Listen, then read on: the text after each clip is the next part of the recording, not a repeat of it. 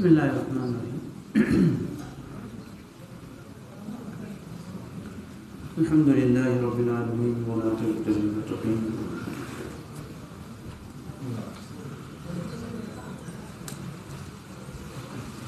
والصلاة والسلام على أشرف الأنبياء والمرسلين وعلى آله وأصحابه ومن دعا بدعوته ومن استنى بسنته إلى يوم الدين أما بعد.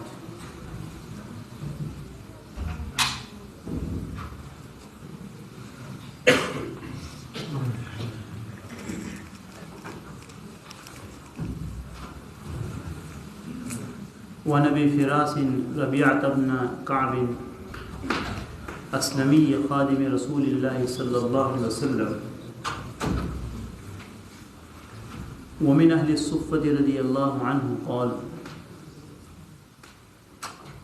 كنت أبيت مع رسول الله صلى الله عليه وسلم فآتيه بوضوئه وحاجته فقال سلني فقلت أسألك مرافقتك في الجنة فقال أو غير ذلك قلت هو ذاك قال فأعني على نفسك بكثرة السجود رواه مسلم.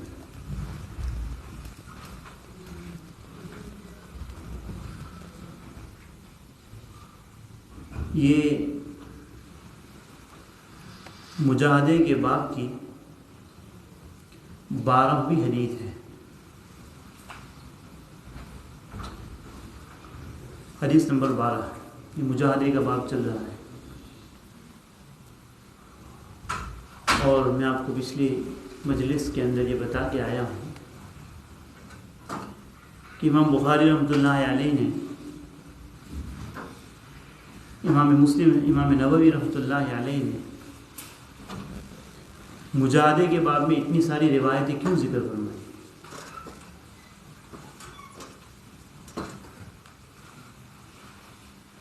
اور پچھلی حدیث میں جو گزشتہ آپ نے پڑھی تھی یہ بیان کیا گیا ہے کہ انسان جنت جو انسان کے جوتے کے تسمے سے بھی زیادہ قریب ہے اور جہنم بھی اتنی ہی قریب ہے.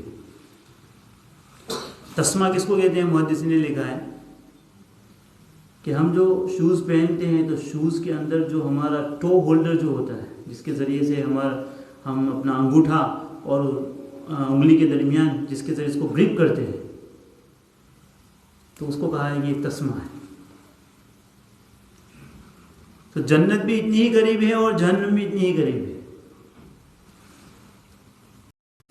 کہ انسان کسی عمل کو چھوٹا نہ سمجھے.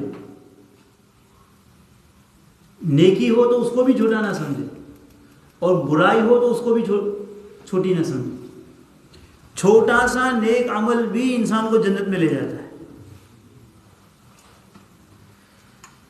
اور ایک چھوٹی سی بات ہوتی ہے جس کو انسان اتنا ہلکا پھلکا سمجھتا ہے, اس کو کنسیڈر بھی نہیں کرتا ہے, لیکن وہ چھوٹی سی بات اس کے جہنم میں جانے کا سبب بن جاتی ہے اور اس کو پتہ بھی نہیں چلتا. انسان برائی کا کلمہ بولتا رہتا ہے اور اللہ تعالیٰ کو وہ اس کو یعنی انسان بولتا ہے لیکن انسان نے اس کو کوئی اس کی طرف خاطر داری اس کی طرف خاطر توجہ بھی نہیں کی کہ یہ جملہ میری زبان سے نکلا ہے, لیکن اللہ کو وہ جملہ اتنا مبغوض اتنا ناپسند ہوتا ہے کہ اس کو جہنم کے اندھیرے میں ڈال دیتا ہے. اور معمولی سا عمل ہوتا ہے جس کو انسان چھوٹا سمجھ کے چھوڑ دیتا ہے, بہت سی مرتبہ اللہ کی رضا کا سبب بن جاتا ہے. حدیث کے اندر ہم نے کتنی حدیث پڑھی کہ وہ ایک بدکار عورت تھی, کام والی عورت تھی, جس نے ایک پیاسے کتے کو پانی پلایا اور اللہ کو اس کا عمل اتنا پسند آیا کہ اللہ نے اس کی بخشش کر دی.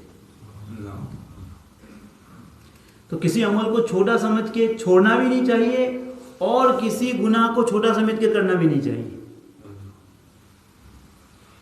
گناہ سب بڑے ہی ہوتے ہیں بھائی, ہماری نیت کا یہ ہوتا ہے. انسان چھوٹا گناہ بھی کرتا رہتا ہے تو وہ بڑا بن جاتا ہے. تو مجاہدے کے باب میں اتنی ساری احادیث اسی لیے ذکر فرمائی امام نووی رحمۃ اللہ علیہ نے کہ حضرت جناب نبی اکرم صلی اللہ علیہ وسلم وہ جنت اور جہنم کو دیکھ کر آئے تھے. جہنم کے سخت عذاب کو نبی نے دیکھے تھے، جنت کی آشائش، اس کی نعمتیں، اس کی خوشحالیاں، وہ ساری نبی دیکھ کر آئے تھے. تو اس لیے نبی اس امت کو کہتے ہیں تھوڑی سی تکلیف برداشت کر لو یہ دنیا کے اندر، تھوڑی سی تکلیف، تھوڑا سا مجاہدہ کر لو، تھوڑی سی اپنی طبیعت کے اوپر بوجھ ڈال دو. لیکن اس کے بدلے میں تمہیں کیا ملنے والا ہے؟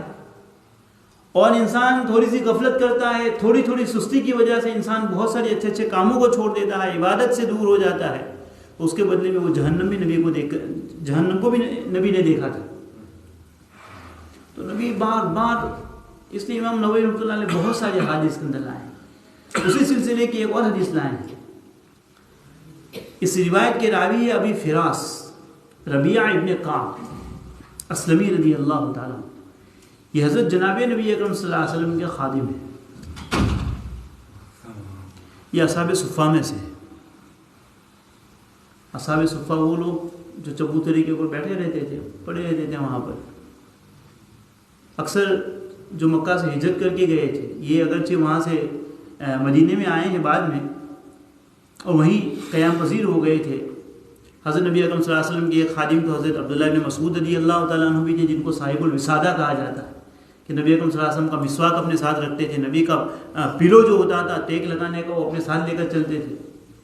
انہی میں سے ایک خوش نصیب صحابی ربیعہ ابن کعب اسلمی ہے رضی اللہ تعالیٰ عنہ، جو اصحاب صفہ میں وہیں پر قیام کرتے تھے اور نبی کی خدمت بھی فرماتے تھے. اس لیے حدیث میں فرمایا گیا خادم رسول اللہ صلی اللہ علیہ وسلم، کہ حضرت جناب نبی اکرم صلی اللہ علیہ وسلم کے کیا تھے؟ یہ خادم تھے. اصحاب صفہ کبھی ان کی تعداد گھٹتی بڑھتی رہتی تھی. یہ وہ صحابہ تھے کہ جن کے پاس کوئی وسائل نہیں تھے، کوئی اسباب نہیں تھے، تو وہیں پہ مسجد نبی شریف کے اندر کیا کرے، وہ وہاں پر پڑے رہتے تھے. نبی اکرم صلی اللہ علیہ وسلم آتے تھے، کوئی حدیث سناتے تھے، اس کو یاد فرما دیتے تھے، اور وہیں بیٹھ کر وہ وہاں سے کیا علم حاصل کرتے رہتے تھے. انہیں خوش نصیب صحابہ میں ابو ہریرہ رضی اللہ تعالیٰ عنہ بھی ہے. تو ان کا گزارا بھی وہی ہوتا تھا جو آج کل مدرسوں کا ہوتا ہے کہ نہیں؟ اگر چندہ ہوا تو پورے سال کھایا، نہیں تو پھر روزہ. یا اصحاب صفہ کا حال بھی یہی ہوتا تھا کہ اگر کسی کے یہاں سے صدقے کا کھانا آ گیا، کسی کے پاس سے کوئی ہدیے کا کھانا آ گیا، تو یہ بیچارے کھا لیتے تھے، ورنہ ان کو کھانے کو ملتا نہیں تھا. اس لیے ابو ہریرہ کیا فرماتے ہیں رضی اللہ تعالیٰ عنہ کہ کبھی کبھی بھوک کی وجہ سے میں بے ہوش ہو جاتا تھا. بھوک کی وجہ سے بے ہوش ہو جاتا. یہ ان کی قربانی ہے بھائی. حضرت ہمارے مولانا یوسف صاحب رحمۃ اللہ علیہ مطالعہ، اللہ ان کو غنی کی رحمت فرمائے. اللہ نے ان کو، جیسے کہ ہم نے پچھلی کسی نشست کے اندر بھی سنا تھا کہ حضرت حافظ پٹیل رحمۃ اللہ علیہ، حضرت مولانا یوسف صاحب رحمۃ اللہ علیہ کو اللہ تعالیٰ نے قبول کر لیا تھا اس زمین کے لیے، برطانیہ کے لیے، انگلینڈ کے لیے. آج جو ہمارے سروں کے اوپر ٹوپی، داڑیاں، مدرسے، مسجدوں کی جو رونق دیکھ رہے ہیں، یہ انہی دو بزرگوں کی برکت ہے. تو حضرت نے اپنے مدرسوں دارالعلوم بری کے اندر جو لوگ، میں تو پڑھا نہیں ہوں یہاں پر، لیکن جو لوگ پڑھے ہیں ان سے میں نے سنا کہ حضرت کے یہاں مہینے کے اندر کبھی یہ اہتمام کیا جاتا تھا مدرسے کے اندر کہ پورے دن کے اندر مدرسے میں کھانا نہیں پکتا تھا، روزے سے پورے دن. کہا کہ سارا مدرسہ روزہ رکھے گا. ایام 20 کے روزے رکھوا لیے کبھی، اور شام میں کہیں گے کہ ہم صحابہ کی سنت کے اوپر عمل کریں گے، روزے اور پانی سے افطار کریں گے. ایسا بھی ہونا چاہیے بھائی. بال کی سنت تو بہت سارے لوگ کرتے ہیں کہ بھائی بڑے بڑے بال، آپ نے دیکھا ہوگا، یا نوجوانوں میں ایک نئی بات یہ چلی ہے کہ یہ بڑے بڑے یہاں تک کے بال رکھ رہے ہیں. میں آپ کو بلا مبالغہ کہتا ہوں، مسجد میں بیٹھا ہوں، مصلی کے اوپر بیٹھا ہوں. ہم جب پڑھتے تھے، ہمارے استاد کے اللہ ان کو جزائے خیر عطا فرمائے، ابھی بھی ہیں، شیخ الحدیث حضرت مفتی اسلم صاحب. ان کے پاس حدیث یعنی بڑے ہو جانے کے بعد بھی، فارغ ہونے والے ہیں اگلے سال، 1 سال کے بعد فراغت ہونے والی ہے، اس کے باوجود بھی ان کی کلاس کے اندر لمبے بال رکھنے کی اجازت نہیں ہے. چاہے آپ کہو کہ یہ زلفیں ہیں، یہ سنت ہے، کچھ بھی کہو، لیکن وہ کہیں کہ میں نہیں قبول کرتا ہوں، یہ میری کلاس کا اصول ہے. کہا کہ بہت، جب حضرت سے کوئی یہ کرتا ہے، حضرت مفتی صاحب سے کوئی پوچھتا ہے کہ بھائی میں نے بال اس لیے رکھے ہیں، یہ نبی علیہ الصلوۃ والسلام کی سنت ہے، تو حضرت پوچھتے تھے کہ ظہر کی 4 سنت پڑھی تم نے؟ عصر کی 4 سنت پڑھی؟ جمعہ کی کتنی سنت تم نے پڑھی؟ جمعہ کے بعد کی سنت تم نے پڑھی؟ یہ سب نفس کو خوش کرنا ہے، یہ سب نفس کو، کہ انسان سنتوں کے اندر بھی پک اینڈ چوز کرتا ہے کہ ایسی سنت کو اپنائے گا جو اس کے نفس کو اچھی لگے گی، جس کو اپنا کر انسان اپنے آپ کو بیوٹیفائی کرے گا، تو نام سنت کا ہوگا لیکن تازہ اس کا نفس ہو رہا ہے، اور یہ اسی خوشحالی کے اندر ہے کہ میں سنت، بھائی ایسی سنت کہ جس کو سنت موقدہ کہا گیا، ظہر سے پہلے کی 4 رکعت سنت موقدہ کہا گیا، فجر سے پہلے کی 2 رکعت جس کو سنت موقدہ کہا گیا، تو وہ کتنی بڑی آپ نے۔ ہمارے ایک اور استاد تھے، ان کے کلاس کے اندر اصول تھا کہ کوئی انگوٹھی نہیں پہن سکتا، کوئی انگوٹھی نہیں پہن سکتا، اور واقعات بڑے سخت تھے اس کے اندر، ہم نے پڑھا ان کے پاس، اگر کسی کے ہاتھ میں انگلی میں انگوٹھی دیکھ لی تو 1 مرتبہ منع کریں گے، 2ری مرتبہ شاید، اور اگر 3ری مرتبہ اس کی موت آئی ہے تو وہ پہن کے آئے گا۔ یہی چیز اس وقت بھائی چھوٹے ہوتے تھے تو یہ چیزیں ذہن میں نہیں آتی تھی کہ بھائی یہ کیوں منع کرتے، لیکن یہی بات ہے کہ سنتیں اور بھی ہیں نبی کی، ہمارے ٹکنے ہمارے پائجامے ہمارے ٹکنوں سے نیچے ہیں، اور کہتے ہیں کہ میں نے انگوٹھی بھی سنت کے لیے پہنی ہے، ہماری نمازیں فرض نمازیں جا رہی ہیں اور کہا کہ میں نے بال سنت کے لیے اپنائے ہیں۔ تو یہ تو کوئی عقل مند انسان جو ہوگا اس لاجک کو نہیں سمجھے گا کہ بھائی یہ کیسی سنت ہے تمہاری، کہ تمہارے فرائض تو ایک طرف جا رہے ہیں اور یہاں تم سنت، فرائض کا درجہ سنتوں سے بڑھا ہوا ہے نا۔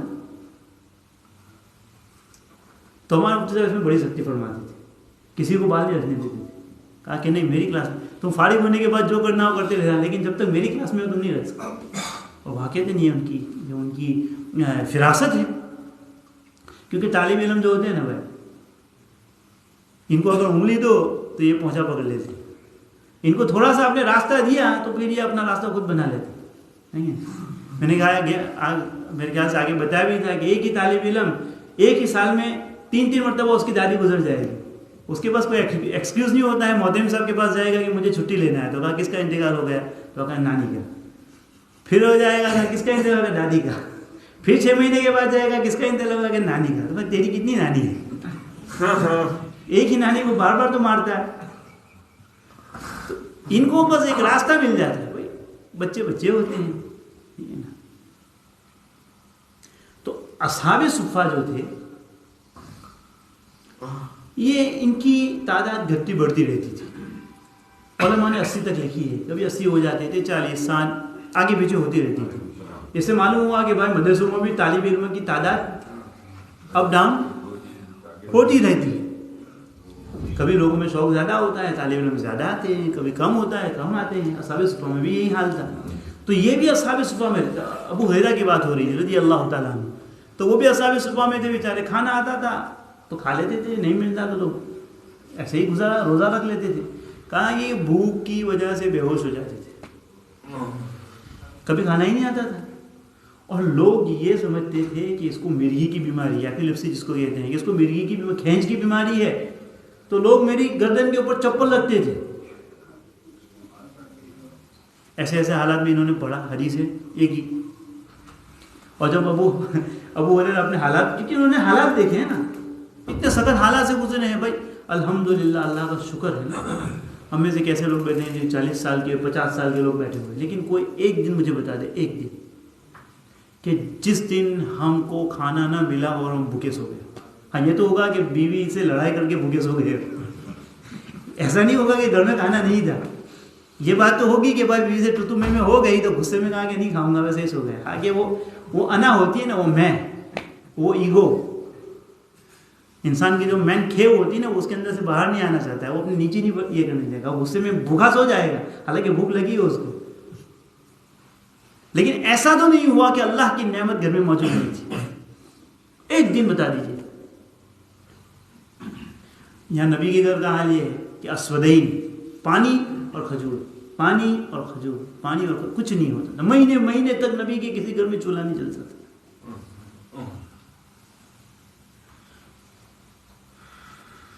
ابو ہریرہ کے تو ایسے بہت سارے واقعات مل جائیں گے. پھر وہ حدیثیں بیان کرتے ہیں تو لوگ ان پہ اعتراض کرتے تھے کہ ابو ہریرہ کہاں سے حدیث بیان کرتے ہیں اتنی ساری.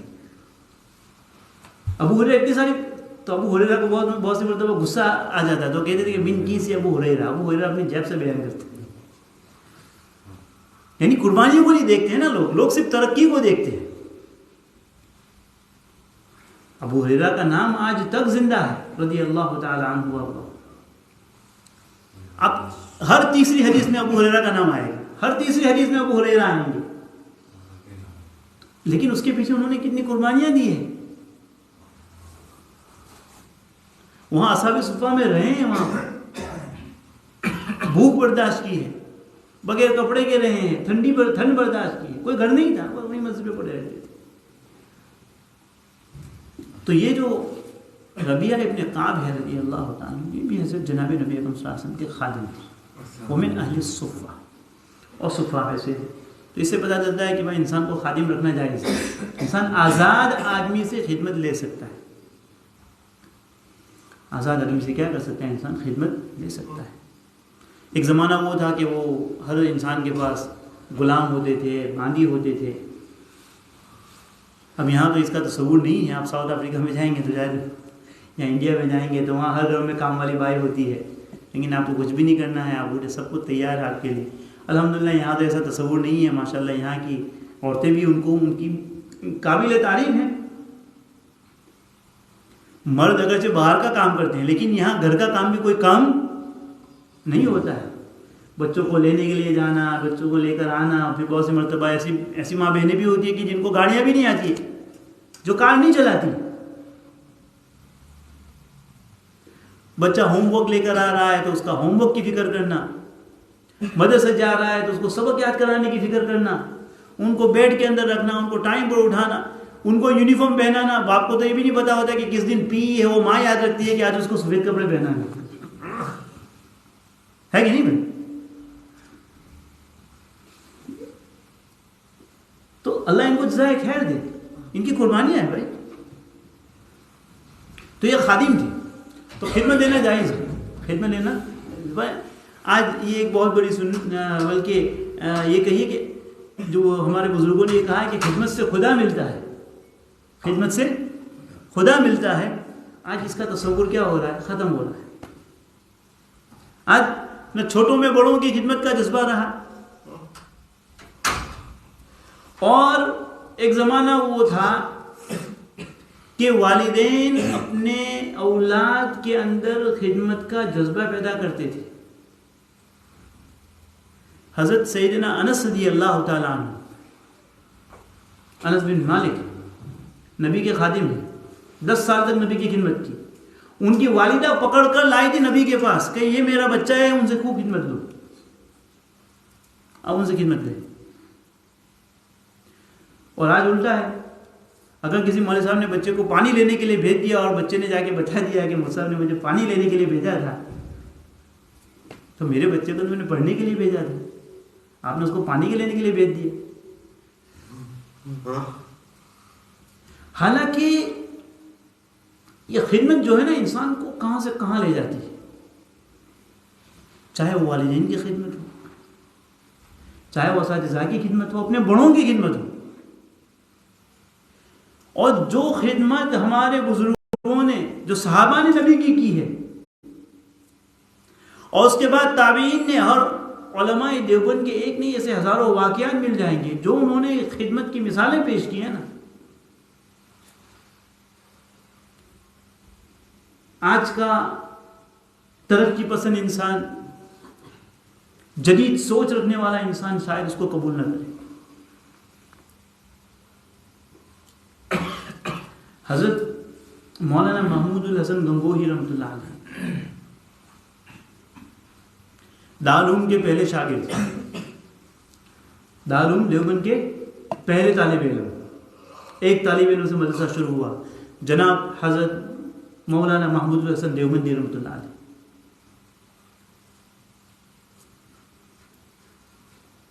یہی وہ شخص ہے جنہوں نے ریشمی رومال کی تحریک چلائی, جنہوں نے انگریزوں کی ناک میں دم کر کے رکھا تھا.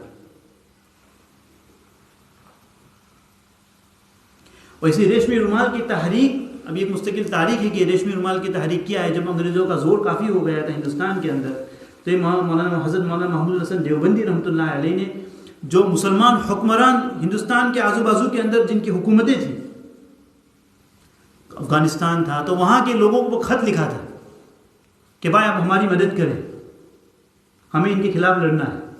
تو ایک تحریک چلی تھی. تو وہاں افغانستان کابل کے ایک بادشاہ نے حضرت مولانا محمود الحسن دیوبندی رحمۃ اللہ علیہ کے نام ایک خط لکھا تھا. وہ ریشم کے اوپر ریشم کا ایک کپڑا تھا، اس کے اوپر ایک میسج بھیجا تھا. بعد میں وہ وائرل ہو گیا تھا، وہ لیک ہو گیا تھا، جس کی وجہ سے حضرت مولانا محمود الحسن گنگوہی رحمۃ اللہ علیہ کو انگریزوں نے جیل کے اندر ڈال دیا تھا، مالٹا کے اندر، جو پریزن آج بھی اویلیبل ہے. آپ جائیں تو صرف وہاں بیچ دیکھ کر نہ آئے، وہ پریزن بھی دیکھ کر آئے،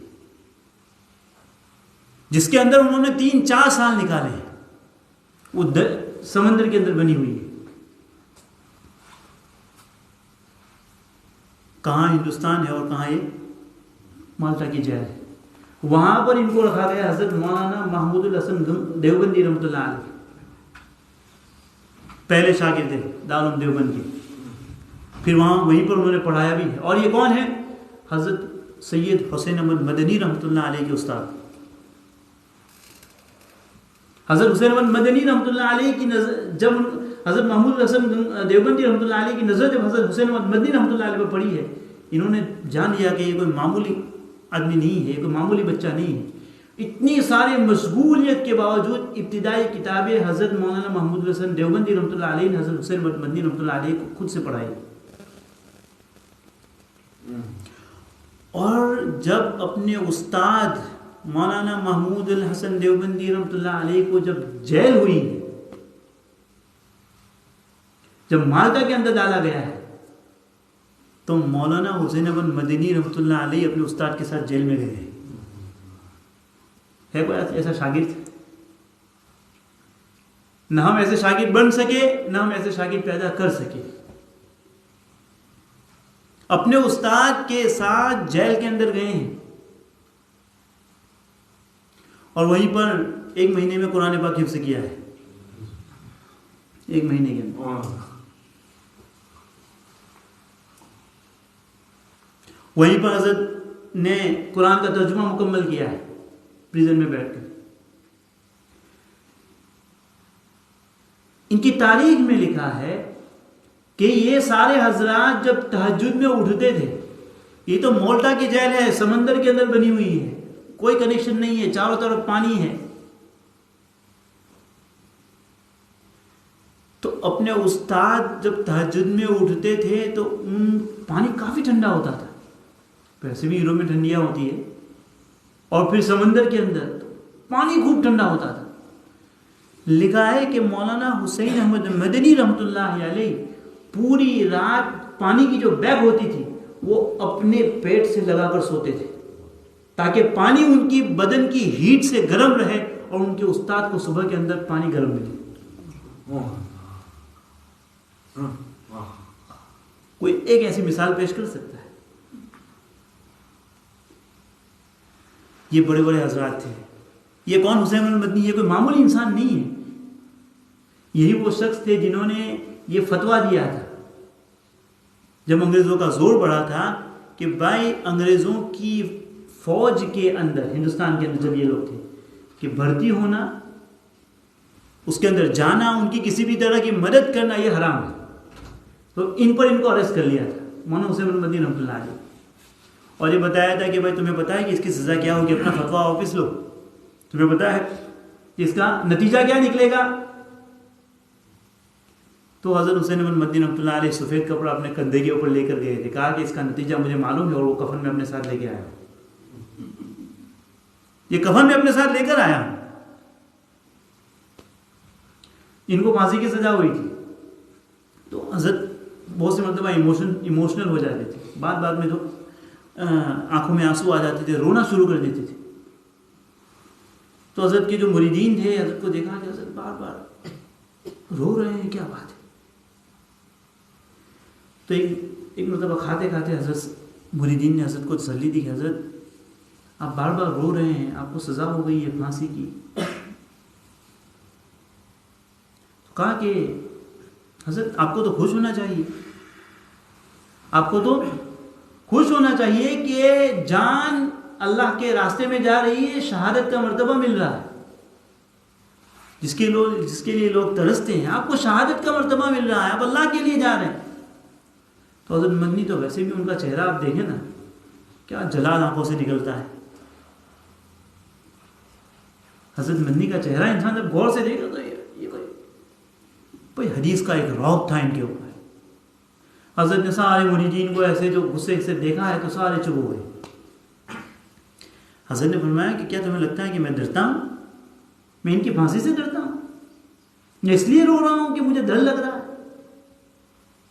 تو کہا کہ نہیں، میں اس لیے نہیں، میں اس لیے رو رہا ہوں کہ مرنا تو ہے ہی، لیکن مجھے اللہ کی شان بے نیازی سے ڈر لگتا ہے، مجھے اللہ کی شان بے نیازی سے ڈر لگتا ہے کہ میں اپنی جان اس کے راستے میں لٹا دوں، میں مارا جاؤں، مجھے پھانسی دے دی جائے، لیکن میری پھانسی، میری جان اگر اس نے قبول نہ کی تو میرا مرنا کیا فائدہ دے گا؟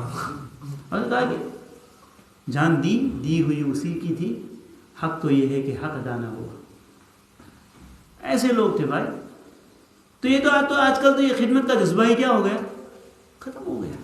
حالانکہ خدمت میں ہمارے ہندوستان کے اندر کتنے علماء کو میں جانتا ہوں کہ میں آپ کو ایک مثال دیتا ہوں، حضرت مولانا غلام محمد بستانوی صاحب کی، اللہ ان کی عمر میں برکت عطا فرمائے، صحت کے ساتھ اللہ تعالیٰ امت سے ان کو خوب استفادہ پہنچائے، ان کا فائدہ عام اور تام ہو۔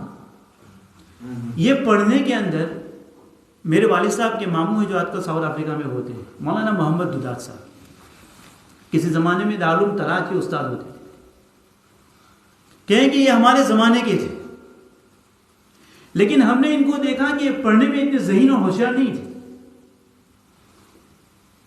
پڑھنے میں اتنے ذہین اور ہوشیار نہیں تھے، لیکن ایک چیز جو ان کو اللہ نے دی تھی، اپنے اساتذہ کی خدمت بہت کرتے تھے۔ جب دیکھو کسی استاد کا دودھ لانا ہے، کسی کی سبزی لانی ہے، کسی کا یہ لانا ہے، کسی کا ساری لسٹ ان کے پاس، کسی کا گھر کا کام کرنا ہے، یہ کرنا ہے، وہ کرنا ہے۔ ان کو اساتذہ کی اتنی دعائیں ملی، اللہ تعالیٰ نے ان کو اتنا مقبول کیا، اتنا قبول کیا۔ آج یہ جس مدرسے کے چیئرمین ہیں، اشاعت العلوم عقل کوہ، اشاعت العلوم عقل کوہ، ایک باؤنڈری کے اندر 13,000 اسٹوڈنٹ پڑھتے ہیں، ایک دو نہیں، 13,000 اسٹوڈنٹ۔ اور یہ ان کے مدرسے کی خصوصیت ہے۔ کیا خصوصیت ہے؟ کہ وہاں اگر آپ مکتب سے شروع ہوتا ہے، اور اگر آپ مکتب سے لے کر ڈاکٹر تک بننا چاہے، ایک ہی باؤنڈری کے اندر آپ سب کچھ بن سکتے ہیں۔ ان کی مدرسے کے اندر بی فارم ہے، ڈی فارم ہے، بی ایڈ ہے، ڈی ایڈ ہے، MBBS ہے، ساری کالجز ایک ہی باؤنڈری کے اندر۔ انہوں نے ابھی ان کو لو کی بھی پرمیشن مل گئی، ایک ہی بندہ چلا رہا ہے۔ ٹھیک ہے نا، خدمت سے خدا ملتا ہے۔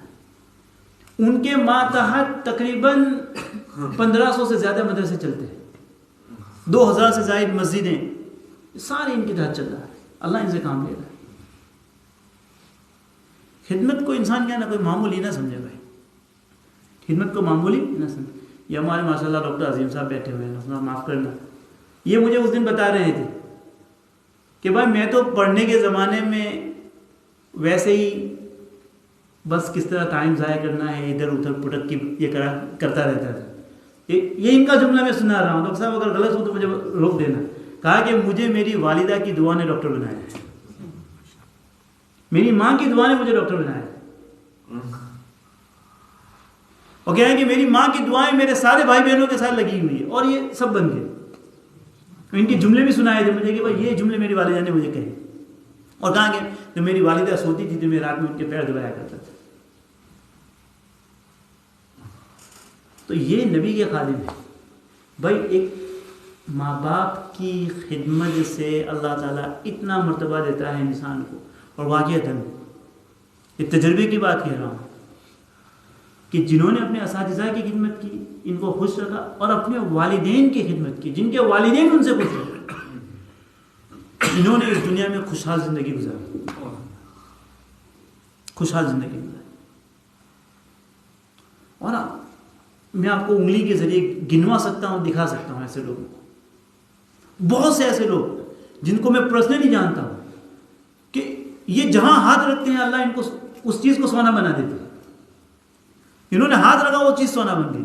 پھر میں اس چیز کی جستجو رہتی ہے کہ یہ کیا چیز ہے، ایسا کون سا عمل ہے ان کے پیچھے جی. یعنی یہ جہاں ہاتھ رکھتے ہیں یہ چیز سونا بن جاتی ہے، جہاں ہاتھ رکھتے ہیں کامیابی ان کے پیچھے ہوتی ہے. تو یہی چیز اکثر مجھے یہ چیز ملی، ان کے والدین، ان کے اساتذہ، ان کے والدین، ان کے اساتذہ، والدین کی دعائیں یہ بڑی مؤثر ہوتی ہے. تو یہاں تو یہ نبی کی خدمت کر رہے ہیں، نبی کی خدمت کر رہے ہیں اہل صفہ میں سے. اور بھی چیزیں ذہن میں آ رہی ہے ورنہ حدیث ابھی.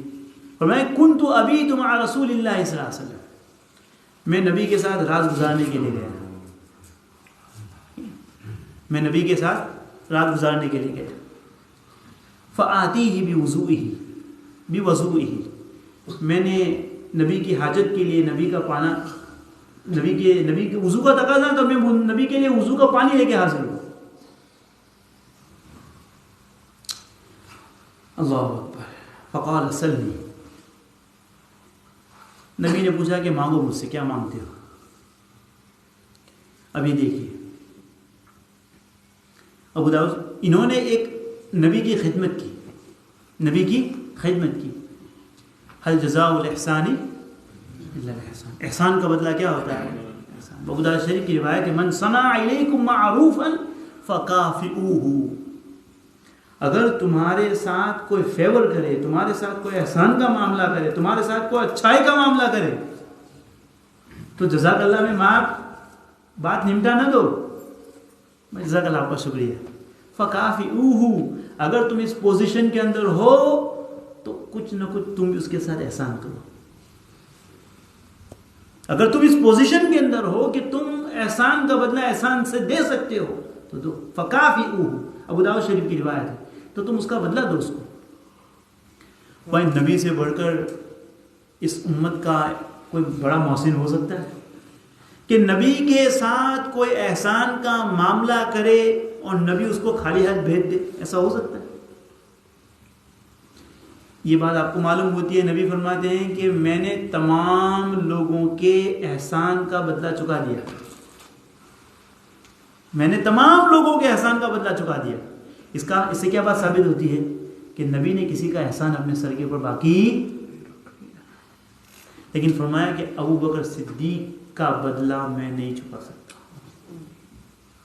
جو قربانی، جو احسان کا معاملہ انہوں نے نبی کے ساتھ کیا، جو قربانی دی، فزیکل، جانی، مالی، سب قربانی دی ہے نا بھائی.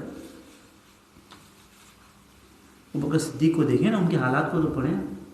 صدیق اکبر وہ ایسے ہی ماں صدیق اکبر نہیں بن گئے. اسی لیے انبیاء کے بعد اہل سنت والجماعت ہمارا اس بات پر اتفاق ہے کہ انبیاء کے بعد امت میں سب سے بڑا مقام کس کا ہے؟ جناب صدیق اکبر رضی اللہ عنہ. اور یہ مقام کیوں؟ نبی کی صحبت، رفاقت، اسلام کے لیے قربانی، اس کی وجہ سے. تو یہاں پر بھی یہی بات ہوئی، انہوں نے نبی کے لیے وضو کا پانی لا کے رکھا. ایک ہوتا ہے وضو، ایک ہوتا ہے وضو. وضو اگر واو کے فتحہ کے ساتھ ہو، زبر کے ساتھ ہو، تو جو پانی وضو کا ہوتا ہے اس کو کہا جاتا ہے وضو، ٹھیک ہے نا. اور جو وضو کا عمل ہے اس کو کہا جاتا ہے ضمے کے ساتھ وضو، اس کو کیا کہا جاتا ہے؟ وضو. تو وضو اور وضو دو چیز بولی جاتی ہے. وضو کے معنی پانی، جس کو ہم وضو کے لیے استعمال فرماتے ہیں. تو انہوں نے نبی کے لیے پانی لا کر رکھا، وضو کا پانی لا کر رکھا. تو نبی اکرم صلی اللہ علیہ وسلم کو یہ ان کی ادا بہت ہی پسند آئی کہ میری خدمت کی انہوں نے. تو نبی نے پوچھا، نبی نے فرمایا کہ سلم، اگر تمہیں کچھ مانگنا ہو تو مانگو.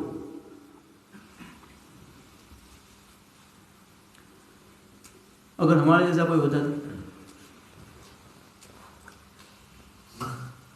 کیا مانگتا ہے کہ اس کے پاس کیا ہے مانگنے والی چیز؟ پتہ نہیں کیا کیا مانگا.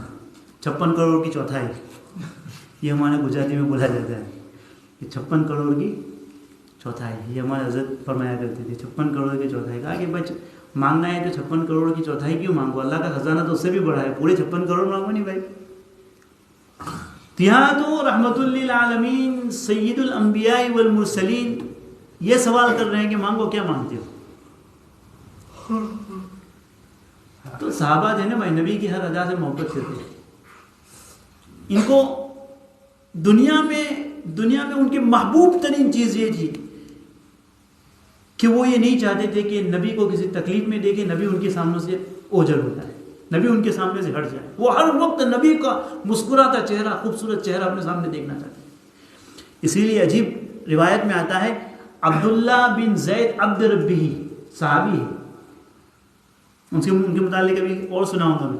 عبداللہ ابن، یہ وہی صحابی ہے، چلو بات آگے آئے گی، آگے والی حدیث آ رہی ہے اس میں بتاؤں گا.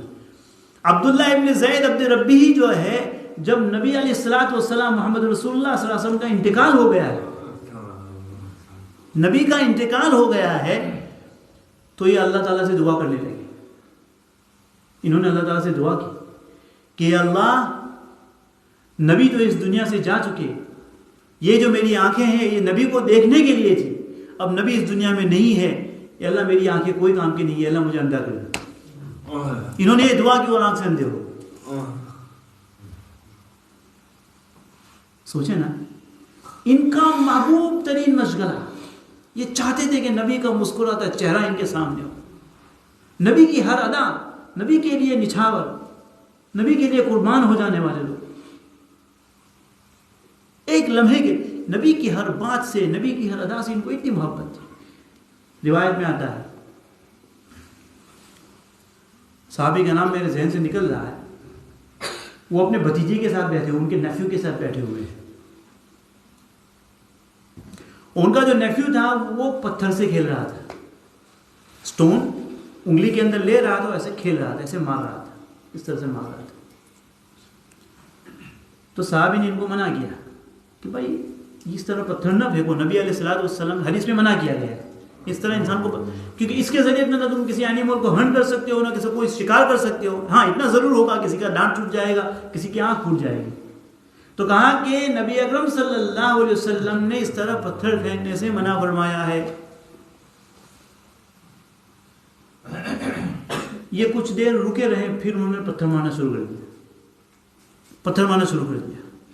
ان کو اتنا غصہ آیا، کہا کہ میں تم کو نبی کی حدیث سنا رہا ہوں، نبی کا واسطہ دے رہا ہوں، نبی کی بات سنا رہا ہوں، اور تمہاری ضرورت کیسے ہوئی کہ تم نے پھر سے پتھر پھینکا؟ میں تم سے پوری زندگی بات نہیں کروں گا. اور انہوں نے اپنے بھتیجے سے پوری زندگی بات نہیں کی.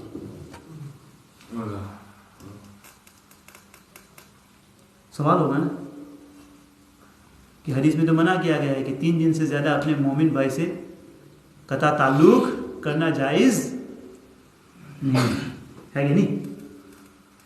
حدیث میں منع کیا گیا ہے کہ 3 دن سے زیادہ اپنے مومن بھائی سے قطع تعلق کرنا جائز نہیں ہے. اگر قطع تعلق کیا تو 2 آدمی ایسے ہیں کہ جنہوں نے بغیر کسی عذر کے ویسے ہی اپنا تعلق توڑ کے رکھا ہوا ہے، باتیں بند کر کے رکھی ہوئی ہے، تو ایسے لوگوں کی مغفرت شب قدر میں بھی نہیں ہوتی ہے، شب برات میں بھی نہیں ہوتی. اللہ تعالیٰ کہتا ہے کہ ان کو بھی روکے رکھو جب تک کہ آپس میں صلح نہ کریں. تو یہاں پوری زندگی نہیں بولے ان کے ساتھ. محدثین نے لکھا ہے کہ بھائی یہ اس وقت ہے جب تمہارا جھگڑا کسی دنیاوی غرض سے ہو، تمہارے آپس میں آپ ان بن گئی، بھائی میں اس کے ساتھ نہیں بولتا، اس نے میری بات نہیں سنی، میرے پر غصے ہو گیا، کوئی لڑائی ہو گئی اور بات کرنا بند کر دیا، تو یہ وہی ان لوگوں کے لیے ان کی دعائیں، ان کی مغفرت روک دی جاتی ہے شب قدر کے اندر بھی، شب برات کے اندر بھی. لیکن اگر کسی سے قطع تعلق کیا ہے کسی دینی وجہ سے، کسی شرعی ریزن کی وجہ سے، شرعی ریزن ہے، کچھ عذر ہے، جیسے کہ یہاں پر کہ انہوں نے کوئی پرسنل اس کی وجہ سے ان کے ساتھ بات کرنے سے منع نہیں کیا، بلکہ اس لیے منع کیا کہ وہ نبی کی بات کو اوور لک کر رہے تھے، تو کہا کہ میں تم سے نہیں بولوں گا. تو محدثین نے لکھا ہے کہ اگر شرعی عذر کی وجہ سے اگر کوئی انسان کسی سے قطع تعلق کرے تو وہ 3 دن سے زیادہ بھی جائز ہے. بس میں نہیں. تو یہاں پر صحابی سے پوچھا کہ سل نہیں, مانگو, کیا مانگتے ہو؟ تو صحابہ نے کہا کہ اسألک مرافقتک فی الجنہ, مجھے کچھ نہیں چاہیے اللہ کے حبیب, جنت میں آپ کے ساتھ رہنا چاہتا ہوں, بس یہ چاہیے, اور کوئی چیز نہیں مانگی کہ بھائی مجھے عمرے کا ویزا دے دو, حج کے لیے بھیج دو مجھے, ہے کہ نہیں, بحرین کا ایک سفر کروا دو, دبئی کے اندر 7 اسٹار کروا دو. نہیں, کہا کہ اللہ کے حبیب جنت میں آپ کے ساتھ رہنا چاہتا ہوں. یعنی دنیا میں آپ کو دیکھ کر, میری عادت آپ کو دیکھنے کی بن گئی ہے, آپ کے بغیر میں رہ نہیں سکتا, تو اب میں چاہتا ہوں کہ اللہ کے حبیب یہاں سے جاؤں, تب بھی جنت میں آپ کا چہرہ میں دیکھتا رہوں, آپ کے ساتھ رہوں اور آپ کی خدمت کرتا رہوں. نبی نے فرمایا کہ او غیر ذالک, شور یہی چیز چاہیے تمہیں, اس کے علاوہ کوئی چیز نہیں چاہیے, دنیا کی کوئی چیز, اور کوئی چیز.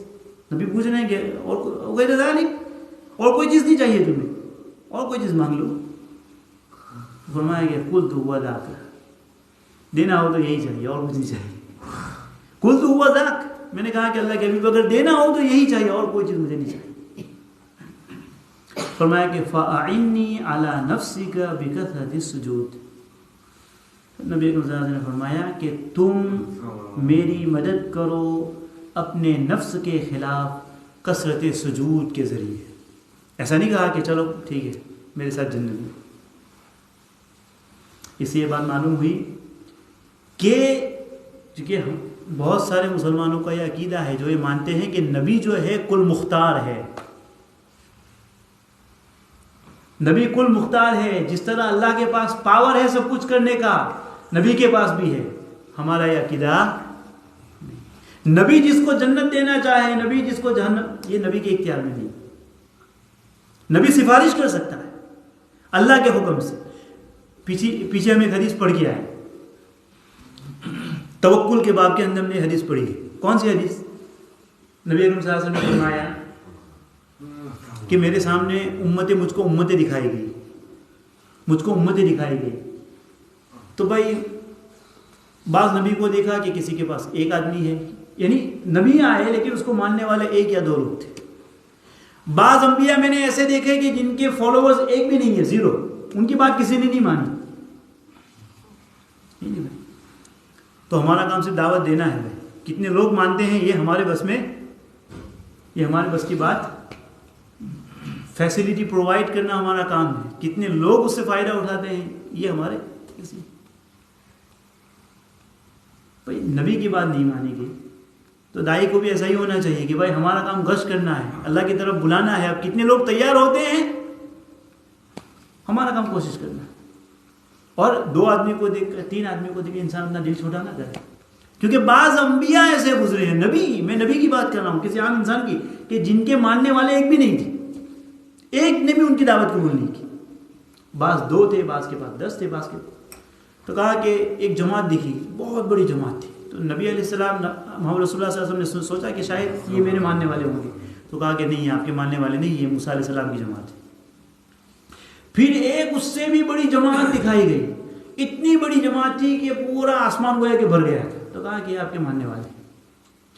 اس میں 70,000 ایسے لوگ ہیں جن کو اللہ بغیر حساب کتاب کے جنت میں داخل کرے گا,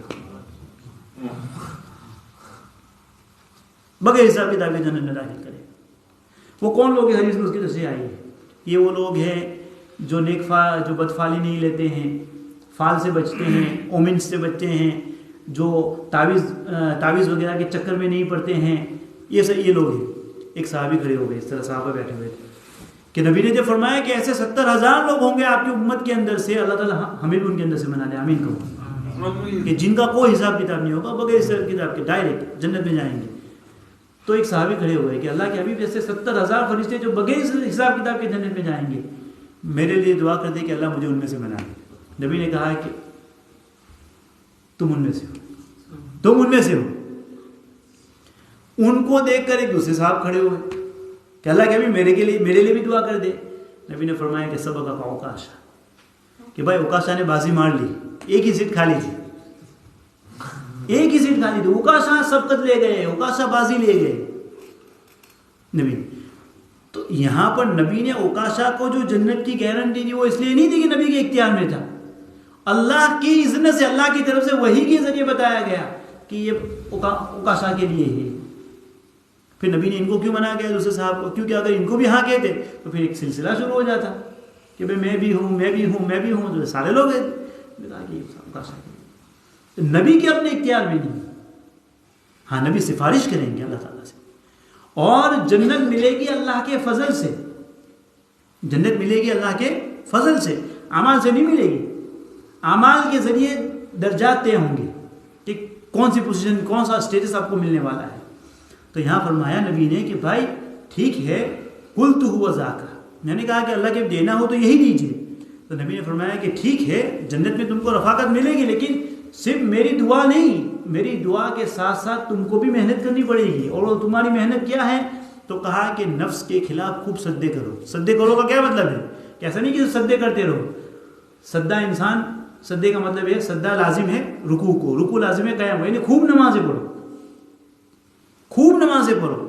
جب تم کثرت سے نماز پڑھتے رہو گے تو جنت کا داخلہ تو اللہ کے فضل سے مل جائے گا, لیکن اگر تمہارے اعمال اچھے ہوں گے تو تم بلندی درجات, تم کو درجات کی بلندی ملے گی, اور ہو سکتا ہے کہ تمہیں میری رفاقت وہاں پر مل جائے.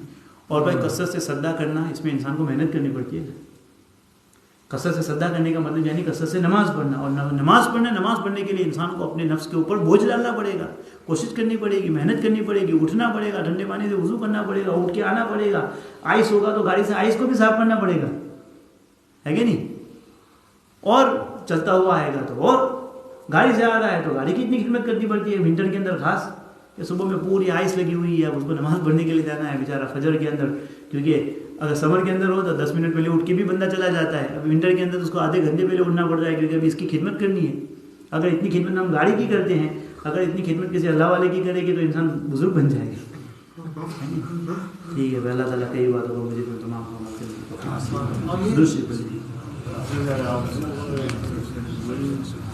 سبحان